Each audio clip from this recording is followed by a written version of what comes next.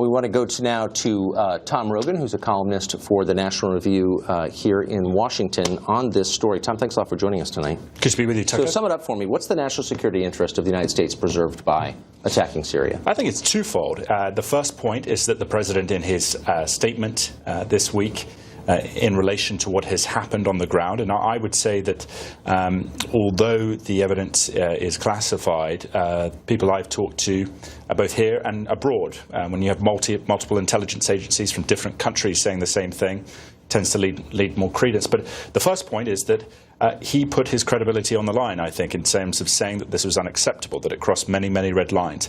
How does that impact the United States? That it shows when a president says something, that his strategic intent is carried through by action. As a secondary point, I think in humanitarian-related issues, what we have seen through Assad in these attacks since 2012 is a systemic degradation of the notion of weapons of mass destruction and the rule of power in the world. And I understand a lot of Americans say, how does this affect us? I think it affects us in the sense that the synergy between that humanitarian issue and that strategic issue is that it leads people around the world to say the rule of basic order as guaranteed by the United States is questionable. And that interplays in nations like North Korea, ballistic missiles, Iran, ballistic missiles specifically testing. So that's my... Have you been to Africa recently? I have not been to Africa recently. Because the United States and the rest of the West has sat by for, I don't know, 50 years as all kinds of open wounds have not healed and suppurated and war after war.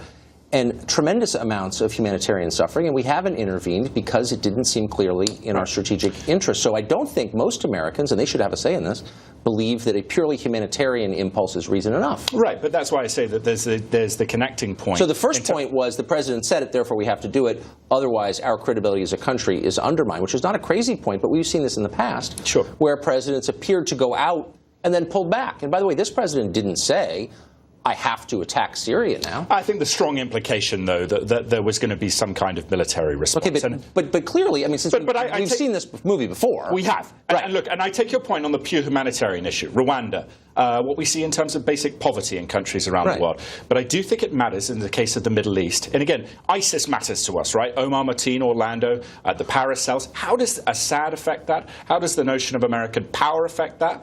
And because Assad has been able to desecrate, essentially, the Sunni population in a very overt sectarian sense of Syria, that has led into a funneling of recruits, resources, and ideological fervor to groups like ISIS. So I would actually suggest, and of course, you know, I get a lot of people disagree. My grandfather is a former Marine, thinks I'm full of it on this issue. But I think there is a connection point between allowing individuals like Assad, again, in specific reasons, because of that connectivity with Middle Eastern politics, ISIS. That it makes everything crazier. But, of course, ISIS preexisted this, or the impulse that led to the formation of ISIS preexisted it.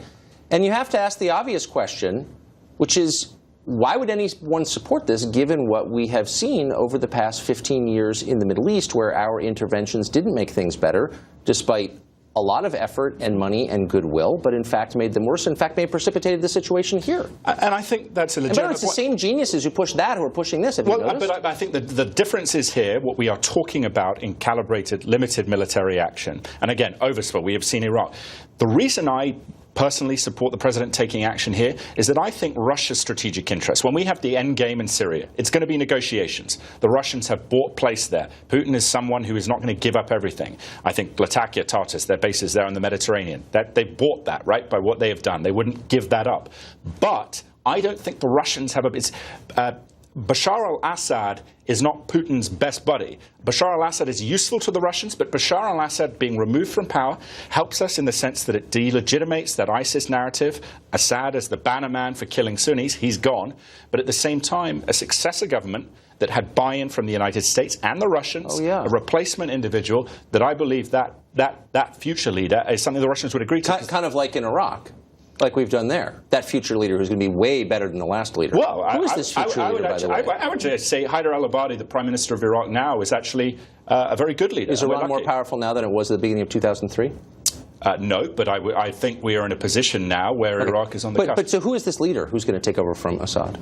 Well, I mean, I think you have seen Al-Dara, who was a former vice president in Syria, he has disappeared off the radar. Sunni.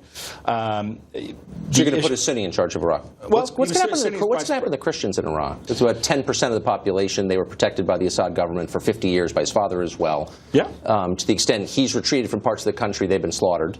How do you think they're going to do under this new Sunni government? Well, will there be any left, do you think, by the end? I do think there would be, because, I mean, again, it's balancing of power, right? If we talk about, what I'm looking for here is not Jeffersonian neocon 2002 Iraq democracy. It's more Lebanon 2004-5, in the sense that you have balance of power politics, and that each country knows they're not going to get everything they want, but this, matching of sectarian tensions kind of self-equalizes. Okay, I kind of get the great game theory, but what I'm confused by is why Assad is unacceptable. He was on his way to controlling the majority of the country. In fact, I think indeed already did. He's apparently winning this war to the extent you can win a civil war of this kind.